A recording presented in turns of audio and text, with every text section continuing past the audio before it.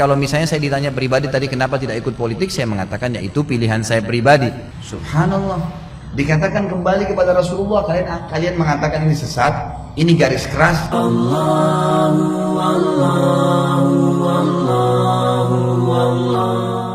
Salafi itu diistilahkan bagi teman-teman kita sekarang yang menyebarkan sunnah, karena sering kali mengatakan kembalilah kepada pemahaman salaf.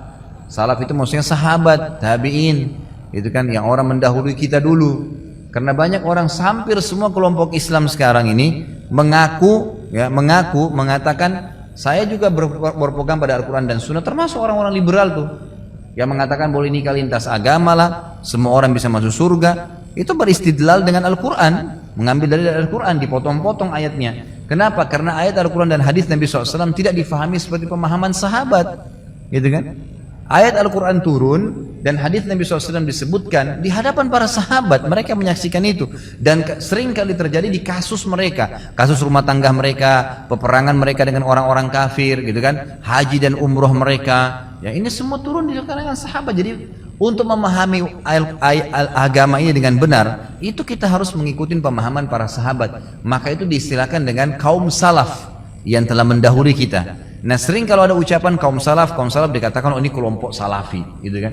Kelompok salafi. Dan orang-orang yang sebenarnya mengatakan kelompok salafi lah, kelompok wahabi lah, atau apa saja namanya, itu hanya orang-orang yang membenci sunnah Nabi SAW sebenarnya.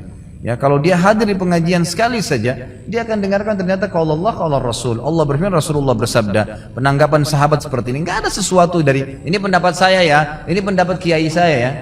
Saya tantang Anda, pernahkah saya mengucapkan ini pendapat kiai saya? Pernahkah saya mengatakan ya ini pendapat saya dalam hukum syar'i ya? Tapi kalau misalnya saya ditanya pribadi tadi kenapa tidak ikut politik, saya mengatakan ya itu pilihan saya pribadi, itu kan, itu secara pribadi, pilihan, opsi, tapi tidak saya bahasakan dalam hukum syar'i. Seperti itu. Jadi itu sebenarnya bukan pemahaman, itu cuma karena ada ucapan seperti itu. Apakah Ustaz seseorang yang termasuk dengan aliran salafi tersebut? Ya Allahu alam, saya tidak tahu. Kalau orang bilang Ustaz Khalid salafi, ya biarin aja dia ngomong salafi.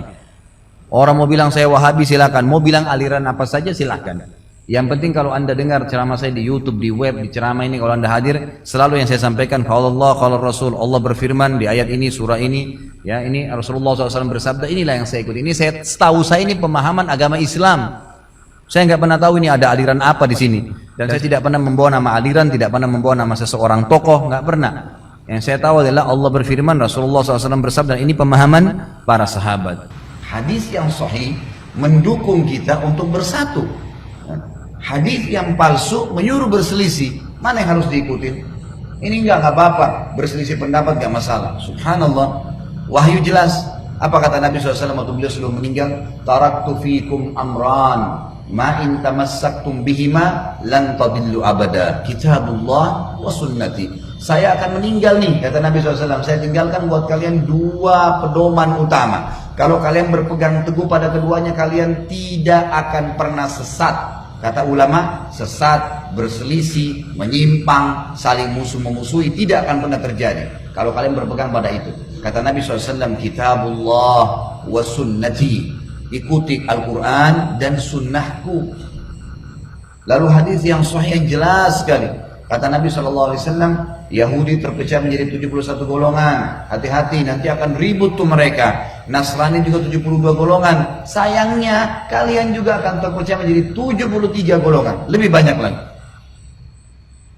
Kalau kata Nabi SAW, yang 73 itu, yang Yahudi Nasrani sudah pasti masuk neraka. Yang 73 pun dari kalian akan masuk neraka semua tuh. Masuk neraka dulu, nanti baru masuk surga. Tapi masuk neraka dulu. Kecuali satu, kata Nabi SAW. Ada satu yang masuk surga tanpa hisab. Para sahabat penasaran, ya Rasulullah, siapa yang satu tuh? Kata Nabi SAW, makana ana alaihi wa ashabi. Orang yang mengikuti ajaranku dan sahabat-sahabatku. Kembali ke mereka. Al-Quran turun kepada siapa? Nabi Muhammad SAW. Nabi Muhammad ajarkan kepada siapa? Sahabat Nabi. Selesai. Ini konsep kita. Sekarang umat Islam nggak mau tahu. Oh itu zaman Nabi dan sahabat sudah kuno dulu. Tinggalin aja. Subhanallah. Kalau begitu Anda mau belajar wahyu dari mana? Kalau mau buat ajaran silakan. Muncul Ahmadiyah, muncul liberal, muncul ini. Semuanya dasarnya penolakan terhadap landasan awal agama. Sudah jelas, mau jaluri silakan. Nabi SAW sudah ingatkan, ini bukan perkataan saya. Semuanya masuk neraka tuh, kecuali satu, yang berpegang pada apa yang saya ajarkan dan sahabat-sahabat saya. Sudah cukup. Pelajari dari Nabi SAW, bagaimana pendapat sahabat, kembangin. Udah, itu saja. Sekarang banyak orang subhanallah lebih pintar daripada Nabi Muhammad SAW. Kenapa saya bilang begini? Ada sebuah buku saya tulis, judulnya Kiaiku Muhammad, Kiai Anda siapa? Untuk meluruskan banyak pemahaman. Banyak di Indonesia ini kiai-kiai, ustadz-ustadz, siapalah julukan mereka, melakukan perbuatan-perbuatan dalam Islam yang baru. Gak ada. Di generasi awal Islam gak ada. Gak Nabi contohin, gak sahabat contohin. Mereka ngarang-ngarang. Ditanya, kenapa Anda lakukan itu? Adakah contohnya? Gak ada sih. Terus kenapa? Kan baik. Kan bagus. Kan ini syiar.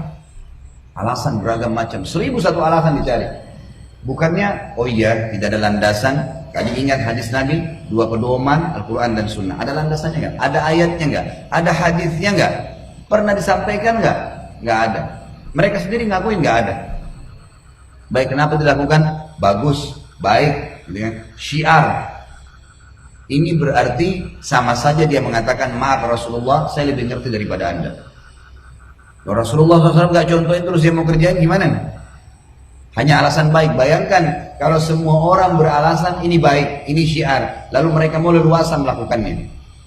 Kira-kira yang tertinggal dari agama apa? Nggak ada lagi. Sudah nggak murni dan diwahyu itu.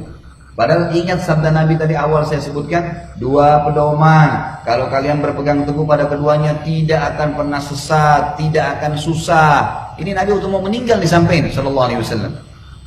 Kitabullah wa sunnati. Ingat Al-Quran dan Sunnah. Ustadz, kiai, habib, siapapun depan Anda kalau menyampaikan sebuah, ini lakukan ini ya, menyampaikan sebuah hukum, tanya, ada ayatnya, ada hadisnya, ada contoh nggak? Kalau ada kerjain, silakan. Kalau nggak ada, untuk apa dibumbu-bumbuhin nih?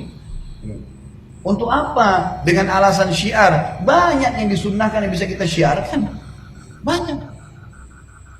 Pada hari ini banyak muslimin yang merayakan tentang hari lahir Nabi SAW.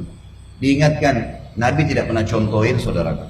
Nabi gak pernah ngerayakan hari lahirnya. Sahabat juga gak pernah ngerayain. Dan munculnya tahun 230 Hijriyah nih. Di zaman kerajaan Fatimiyah, dirayakanlah. Mereka punya 6 macam maulid waktu itu. Maulidnya Nabi Muhammad SAW, Hasan, Husain, Fatimah, Ali, dan juga raja mereka. Dan sampai sekarang di Iran masih dilakukan tuh. Mereka berfaham Syiah. Mereka mengambil dari wilayah Bizantium, orang-orang Nasrani merayakan hari lahirnya Nabi Isa AS. Tarik juga nih ke Islam. Baik, Rasulmu, Nabi Muhammad SAW, kiaimu, utusan Allah, nggak pernah ngerayain tuh. Kenapa kamu lakukan? Syiar. Syiar, kan bagus. Kita kan baca salawat, saudaraku. Salawat yang Nabi SAW ajarkan sudah ditentukan.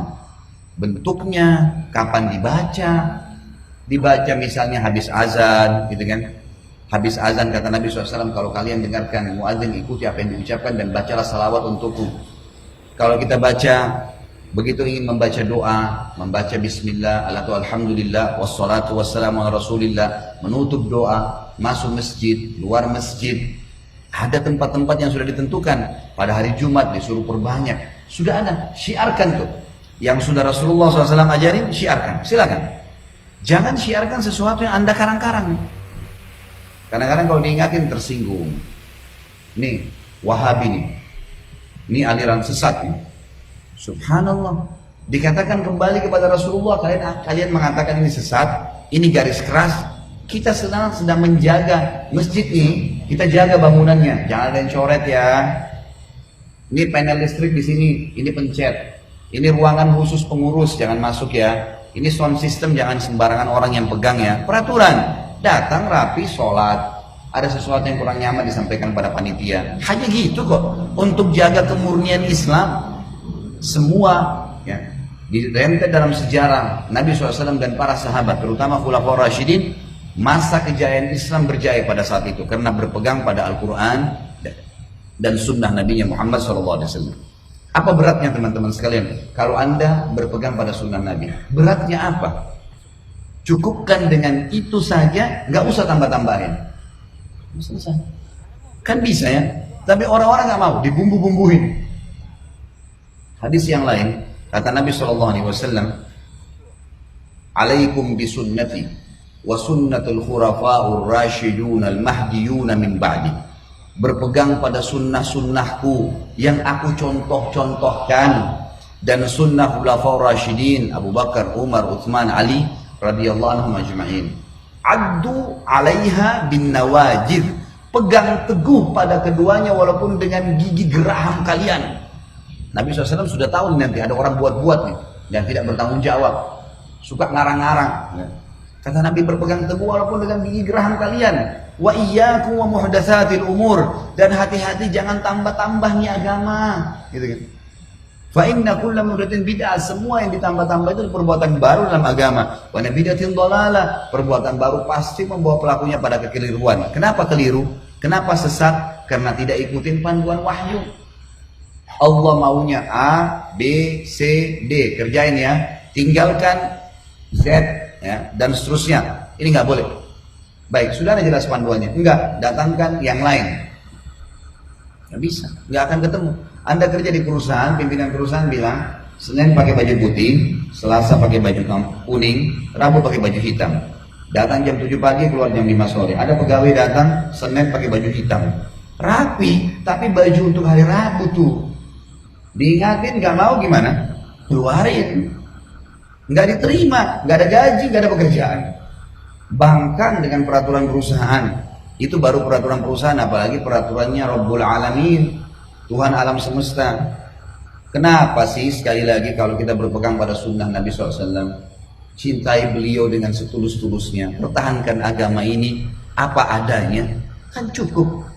Bapak Ibu sekalian, yang diperintahkan saja oleh Nabi SAW sudah luar biasa, padat. Ya. Kalau mau yang panjang pun ada yang panjang. Pas bangun azan subuh, ada namanya sunnatul fajr antara azan dan subuh. Kemudian ada sholat fajr. Kemudian ada sunnah Nabi SAW duduk sampai syuruk berzikir pagi. Syuruk ada sholat 2 rakaat, pahalanya sama dengan haji dan umrah, sempurna. Istirahat sebentar, ada duha. Dari 2 rakaat sampai 12 rakaat. Baik. Setelahnya istirahat sebentar, ada duhur. Qobliyah duhur 4, duhurnya 4, ba'diyah duhur 4. Sebentar istirahat, ada qobliyah asar 4, ada asar 4 rakaat, ada zikir sore. Nah, tidak ada ba'diyah habis asar. Sebentar istirahat, ada maghrib, qobliyah maghrib 2, maghribnya 3, ba'diyah maghribnya 2. Sebentar istirahat, ada qobliyah isya 2, ada isyanya 4, ada ba'diyah isya 2. Sebentar istirahat, tahajud 8 rakaat dan 3 rakaat witir. Situ kembali lagi ke azan subuh. Ada waktu nih untuk buat ibadah lain. Ini baru yang ini nih, belum kita bicara zikir yang Nabi SAW ajarkan, baca Al-Quran, jenguk orang sakit, mengurus jenazah, ya, bakti dengan orang tua, hadir di majelis ilmu. Ada banyak perintah Nabi SAW yang jelas dalilnya. Kerjain itu, rutinkan sampai mati, insya Allah masuk surga. Terus ngapain nambah-nambah nih saudaraku? Ini kadang-kadang kalau diingatkan, wah ini garis keras, wah ini begini, wah ini begitu. Subhanallah, kami pasti akan ingatkan Anda. Kenapa? Karena kalau dibiarkan menjadi penyebab datangnya bencana umum. Ini bahaya nih. Kalau kita biarkan orang-orang yang leluasa melakukan perbuatan-perbuatan salah yang Allah Azza wa Jalla tidak perintahkan, Rasulullah SAW sebagai utusannya tidak mengajarkan, maka akan menjadi bencana umum.